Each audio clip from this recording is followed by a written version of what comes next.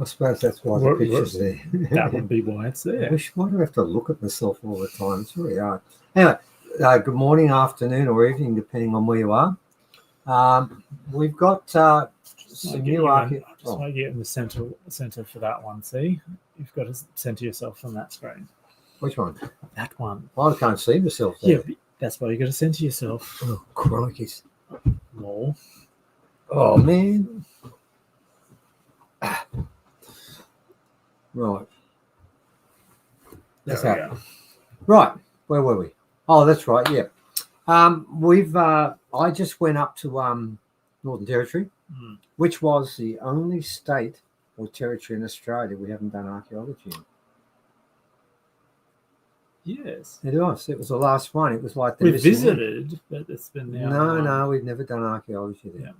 So what happened was some wonderful human beings, Janice and Jono, I won't go into more detail on that, made contact with me, and what had actually happened was Jono was down the front of his property, and he just bought the property. There were about 150 tyres down there, by the way, Evan. And then he moved all the tyres, and then there's this grass that grows up that goes 2 metres wide by 3 metres high. It's American grass, and everyone in the Northern Territory hates it. Right. It makes the worst fire ever. You can't put it out. Anyway, he's clearing that all away. He was making an area there to sort of get all the water away from that area, because the whole of all the water on the property runs into that corner. And lo and behold, there sticking out of the ground was this something that looked like it was stone or metal, and he dug it out and pried it out, and it turned out to be a Chinese seal. And Evan's got a picture of it, haven't you? I'll get some pictures up now. Evan's going to put a picture up of it. Now, what happened for a long time is they didn't know what it was. And I think for about 3 years, it just stayed with them, and they weren't sure what it was. And then finally, I think what happened was Janice told me she went into a shop at Bachelor, and the lady there was Chinese and recognised it. And that started a process. And over the last 2.5 years, they first of all went to the accredited Australian sources, as you should, shouldn't you, Evan? You should go over. So that's there it is there. Thank you. I haven't got it up yet. Oh, it's about to. Yeah. Right. So they did that, and I've got to tell you, the Australian sources were, in combination, pathetic. And I'm being quite complimentary of their work. But I'm not going to go into details about that, because I'm more interested in what happened. After a while, Janice and Jono realised these people were useless, and they went overseas. And this preliminary report and the whole of the press relief is based upon what was found overseas. Now, who did they chase overseas? One of the top scholars in America. And they also chased a very small organisation called the British Museum, that you might have heard of them. And if I can read it to you, because this name is in the preliminary report, it's Dr. Luck, Yu Ping, I think I got that right, curator of Chinese paintings and prints at the British Museum. He got involved in this because when he saw it, he knew this was just not a normal seal. This was different. And what's happened is the hem, along with another gentleman, Mr. Ed Liu, and also Ian, what's his last name? Is it in there somewhere? We better find it. I've got to give this guy the credit for what he's doing. He's from the Menzies Institute, and his name will come to me sooner or later. His first name is Ian. It'll turn up somewhere along the line. Anyway, it doesn't matter. What happened was they looked at the preliminary work they've done. That's Jono and Janice. And they realised this thing was something completely different than what we thought.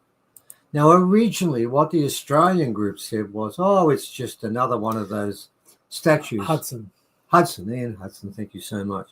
One of those statues.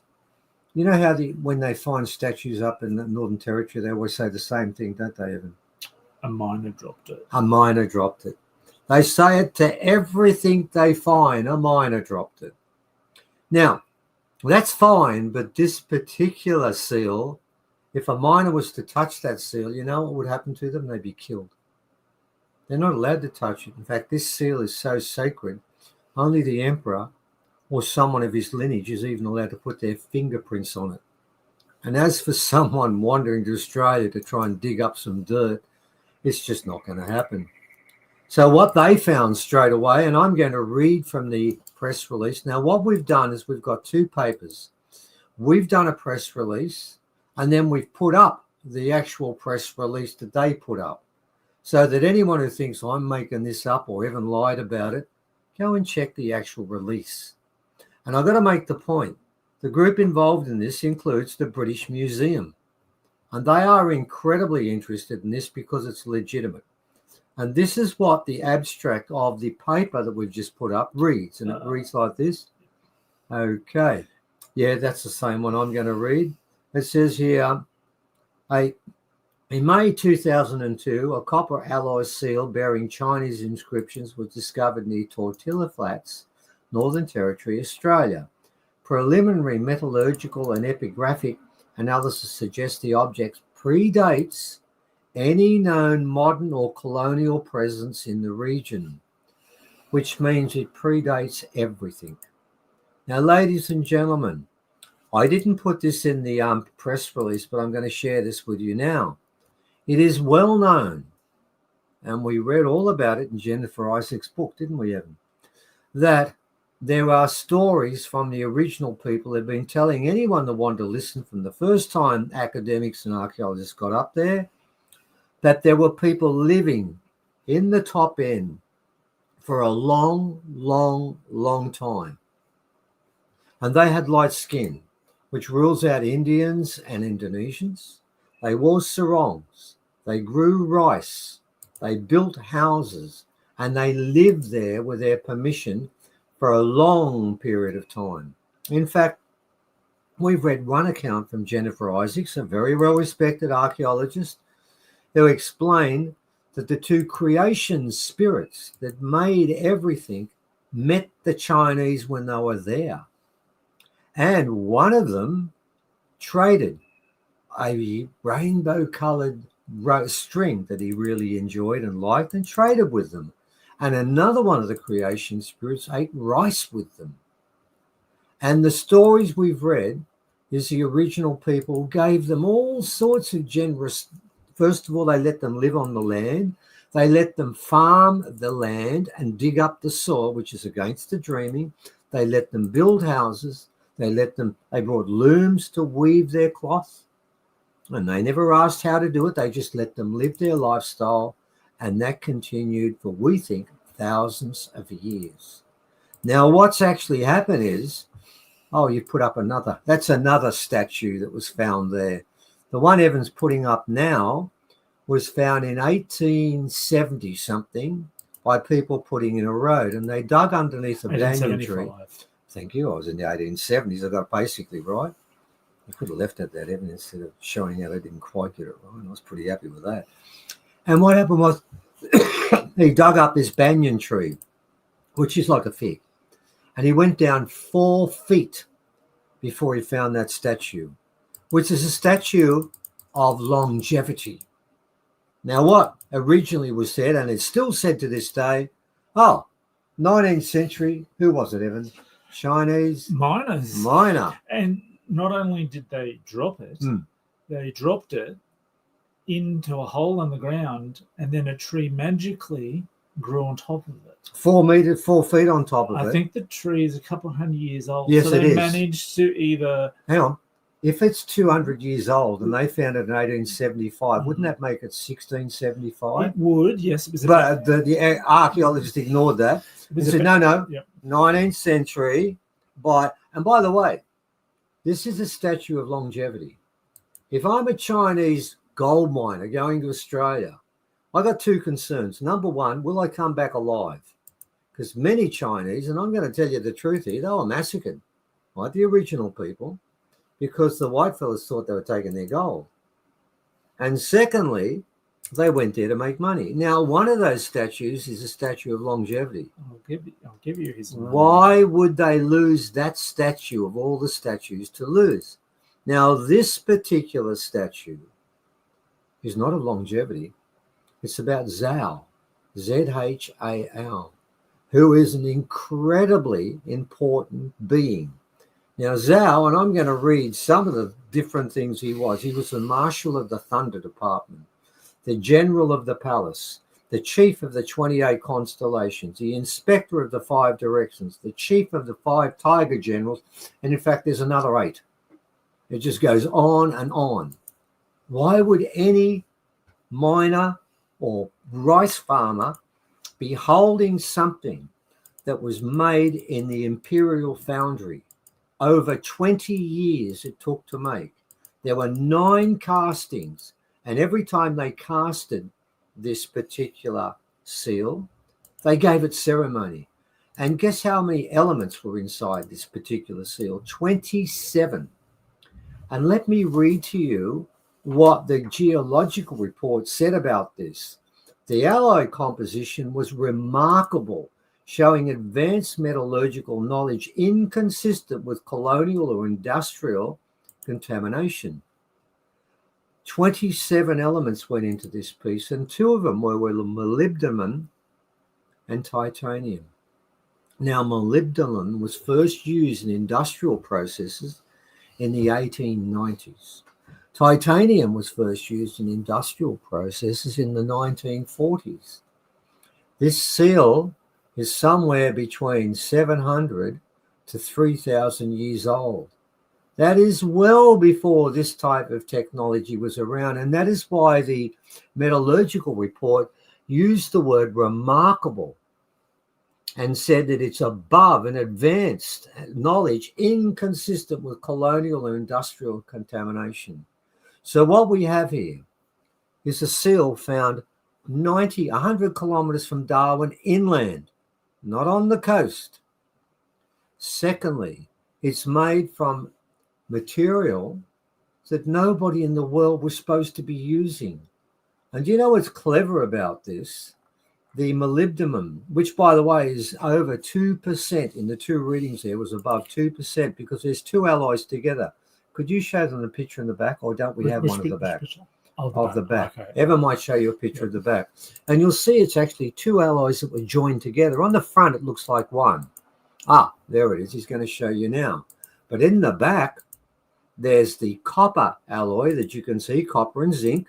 And then within it, where the hole is in the back, they placed a different alloy that was made out of iron and nickel. Now, in that alloy, the 2 readings there that they got had 2% and over 2% molybdenum. Now, what is molybdenum? It's a metal hardener, one of the best on the planet. In fact, there's only one that's better. Do you know what that one is, Evan? What's better than molybdenum? Titanium? Titanium is correct. Oh, guess what? That was in there too. Oh, there you go. And of course, yeah, as we know, it was first used in 1941.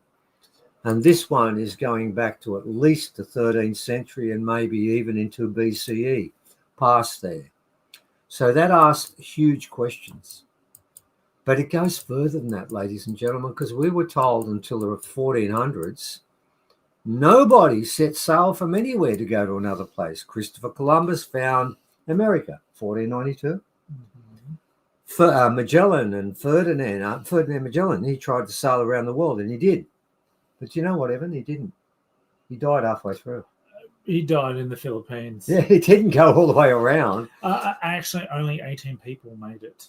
Oh, really? The whole way out of all the ships. The rest were either died or disappeared or whatever. But here we go. 18 made it all the way through. Yeah, but here we've got a story of the Chinese sailing around the whole Pacific Ocean and going to Australia. Now, remember, there are a group of people they're called the Bani people, Baini. That name comes from the original people. And they claimed they were there for a long, long time. So we're now getting a different story about our immediate past. We've been working on 5,000, 10,000, 20,000 years when there's all sorts of lies and mistakes there, aren't there, Evan? We never actually thought these lies would run all the way through. But I suppose when you start making lies, you've got to make other lies to keep that lie alive, don't you? And they did. So, ladies and gentlemen, what we're putting up is we basically looked at the chemistry. And we got a pretty good feel for this because we've got the rings and all that sort of stuff, and we learn about that. Now, when it comes to translating what's written there, in such an ancient script? Because when you look at that script, it's not like the Chinese writing you're used to seeing. This is more ancient. Well, in that, we are 101 students in our first day on course, aren't we, Evan? We don't know much. But when it comes to the British Museum, the guy chosen by the British Museum to look after all the Chinese artefacts, he knows more. And so do the other people involved, Ian Hudson, and what's the other gentleman's name? It's Mr. Liu, isn't it? Yeah. He's from America. They've got someone from America, Ed Liu, that's right. He's from America, Ian Hudson, and of course the British Museum are from Britain.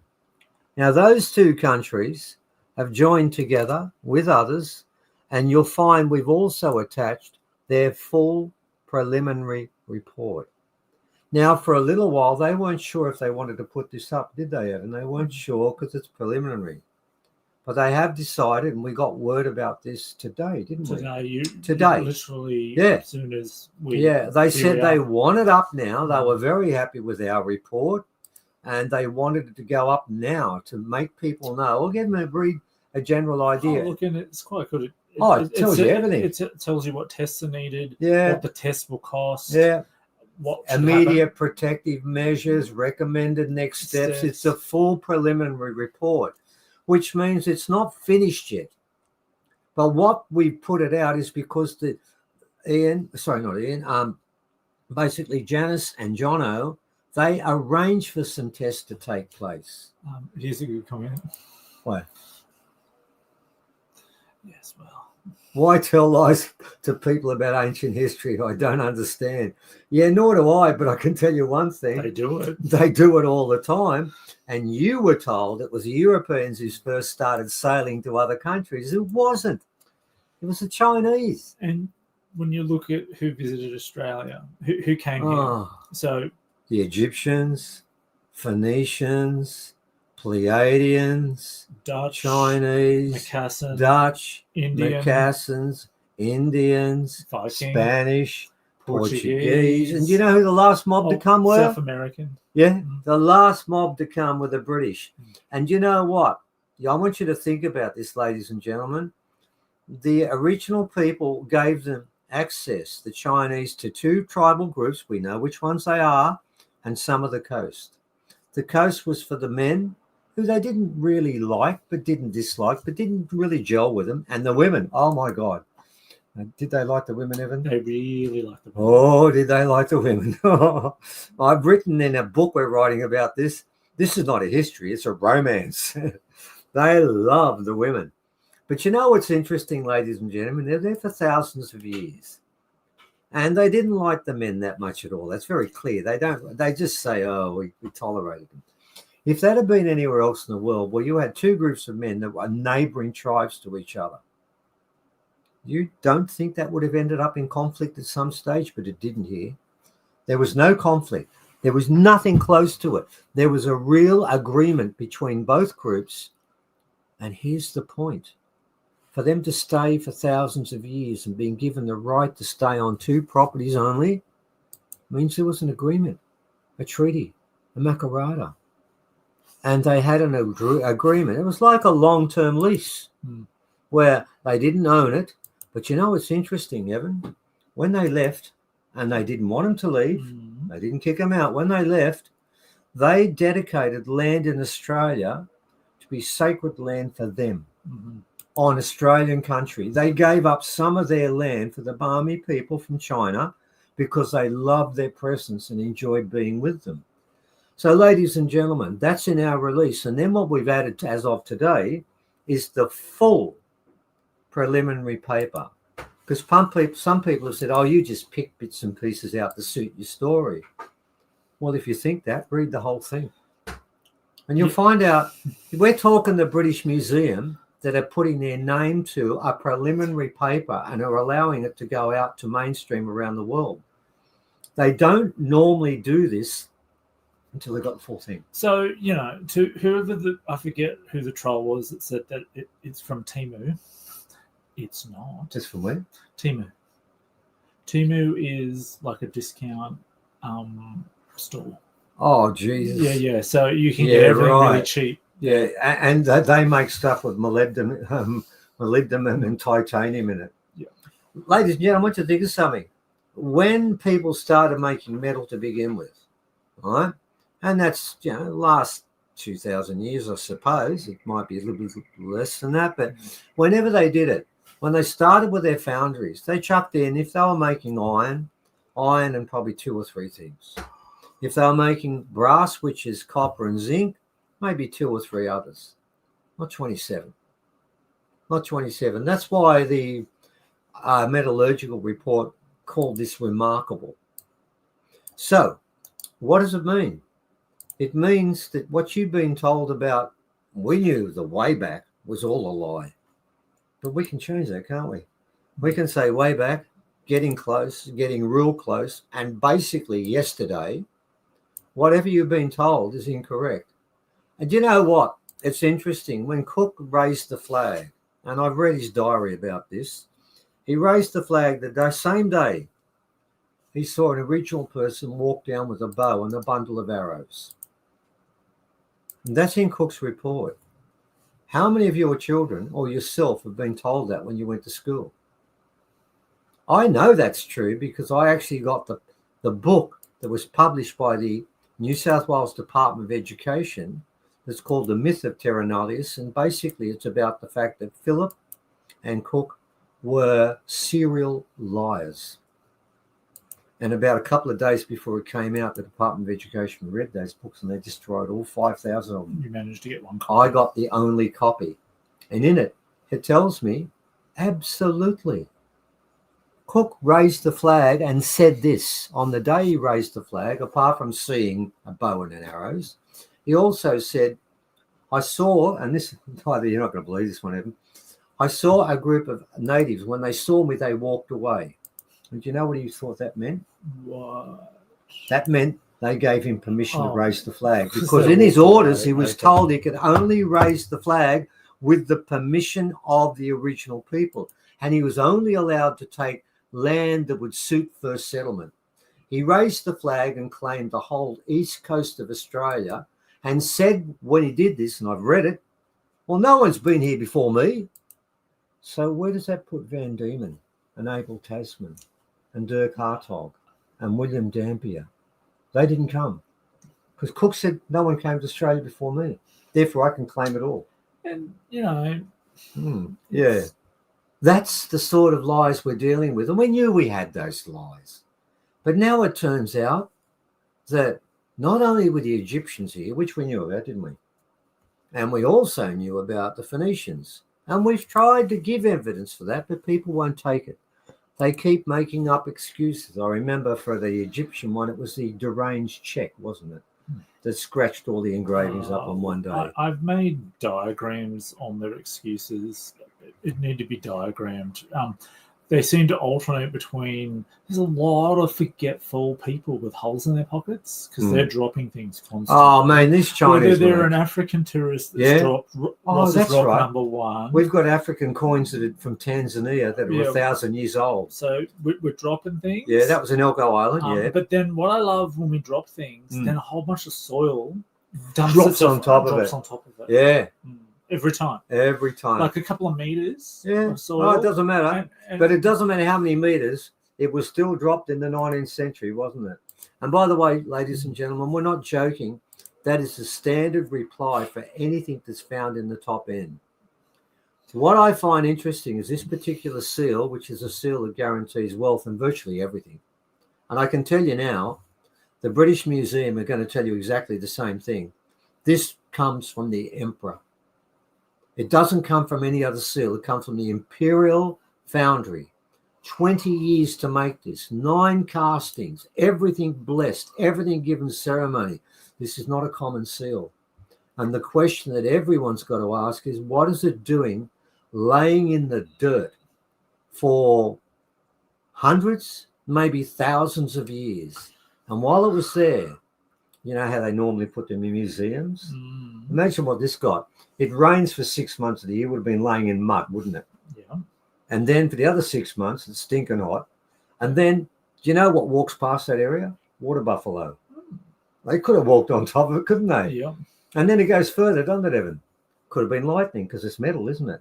Now, here's the interesting part, ladies and gentlemen. This is where it does get interesting. That seal is so sacred. It's also a seal for navigation. And on the four sides, it's got about 15 stars. It's got a mountain that's drawn. It's got a crescent moon. It's got a full moon.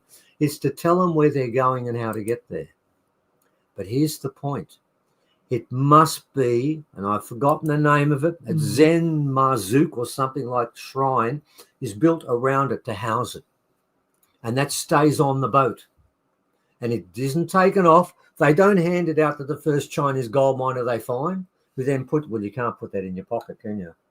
It's a 9-inch square, 9-inch by 9-inch. It's pretty hard to ram in your pocket.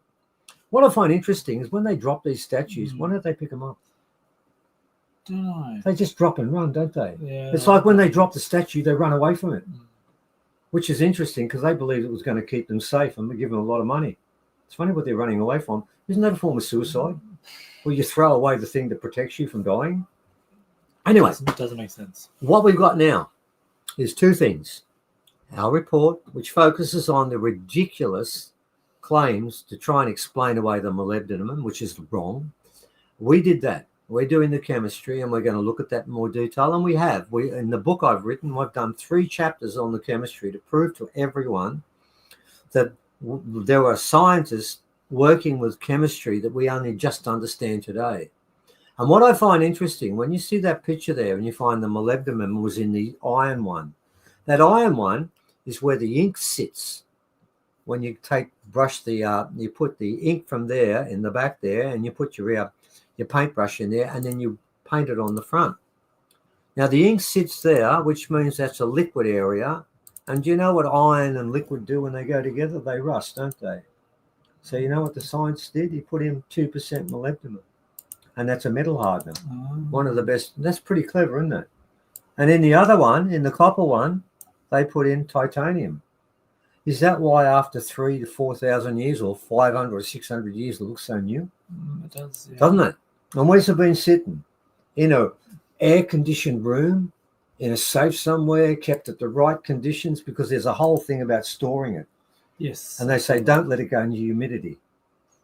I've got to tell you something about the top end. It's all humidity. It's mango man in this country. That's why people, when it's not raining, go out with raincoats and umbrellas up and just walk down the street. There is. Like, they've lost their mind. It's called the tropo season, when everyone goes mad because the humidity is 99% and it ain't raining.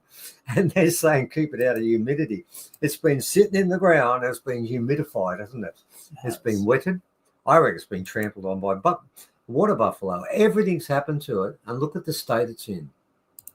This is the most precious and sacred object from anywhere else in the world that's been brought to Australia. And we stored it here for a long, long time in the Australian dirt. And there it sat for a long period of time until Jono, when he's cleaning the back part or the front part of his property, stumbled upon it. And you know, for a couple of years, all they got were lies. You're not going to believe this, ladies and gentlemen. Every Australian group they went to told them exactly the same story, and it was a lie. Did you know that one of the groups said they actually found it, Evan? They said they found it, and this is what they found. They've never been allowed on the property. The only person who's been allowed on the property from Australia is me. All the rest haven't. And I went with Jono and he took me down and showed me what happened, where it was found, how it was found.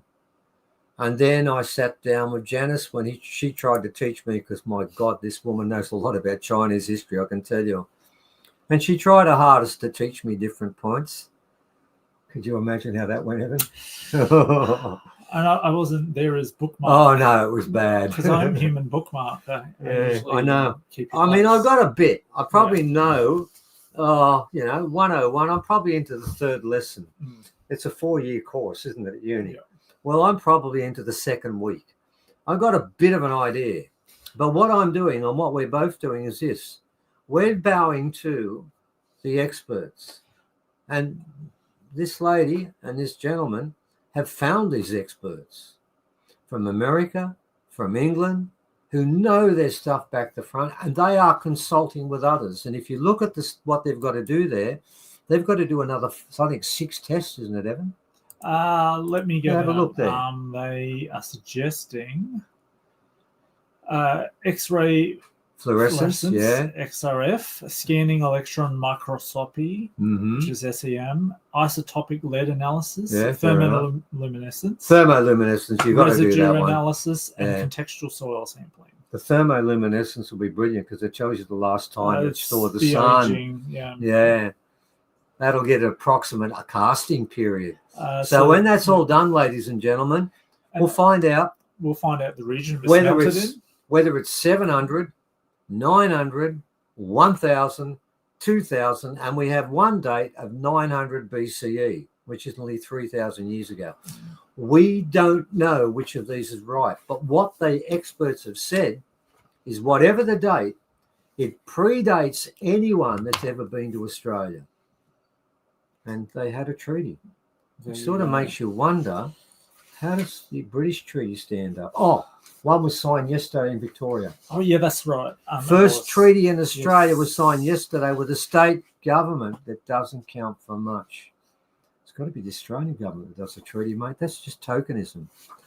The point being, ladies and gentlemen, there was a treaty with the Spanish. So, looking in this book, there are a few earlier mentions of Australia and Confucius, Autumn and Spring Annals, 481 BC. Yeah, 481 BC. There are many mentions like eclipses, that. And then the Classics of Mountains and Sea describes boomerangs, black millet, and kangaroos, and that's 338 BC.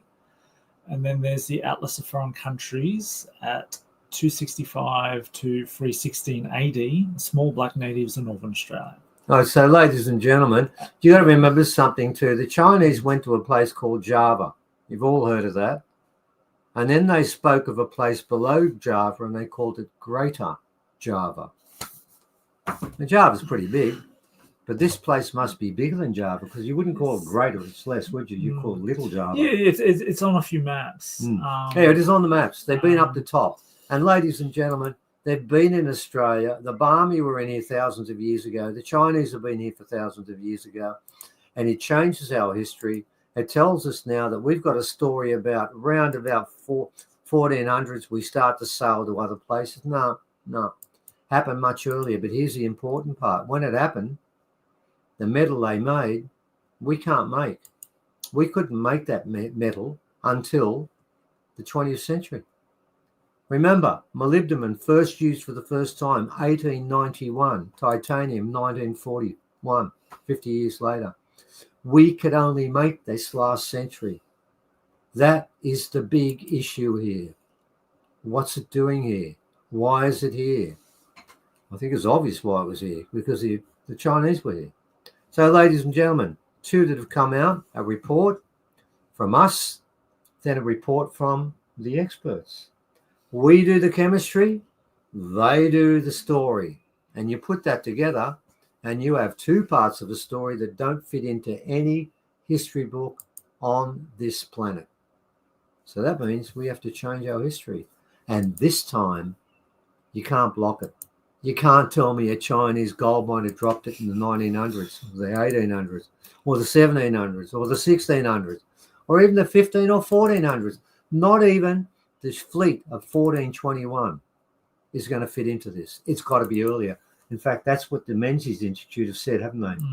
They've actually said it's earlier than 1421. So that means we've got a new story and a new history to Australia. And where does that put the British? The last to come and the only ones who didn't go when they were asked to leave. And they were asked to leave, weren't they? We know that story. They were asked to leave in the 1790s. We've even seen the treaty, haven't we? Remember that rock? Yeah. I wonder where they got that from. They got that from someone else, didn't they? Chinese. Yeah. Or the Egyptians. Anyway, thank you, ladies and gentlemen. Something you put up. This will be an ongoing piece of work. And I think it's got a lot of legs and it's going to go a lot of places. We are going to try and get it into mainstream, but that will be an interesting concept. Whatever. Yeah. So what you can all do in the meantime is Spread it. share the report, share this press release around as far as you can. Yep. Let's organically get it out there. Make it so they have to talk about it, because the truth will set you free. I've heard a lot of people say that, from Nelson Mandela and others. Well, here's the truth. And what you have at the moment is our kids have been told a story about Australia that is a lie. It's a lie. It's that simple. Okay. Let's finish up. Until next time, ladies and gentlemen. All right. Bye, everyone. Bye. All right. That's done.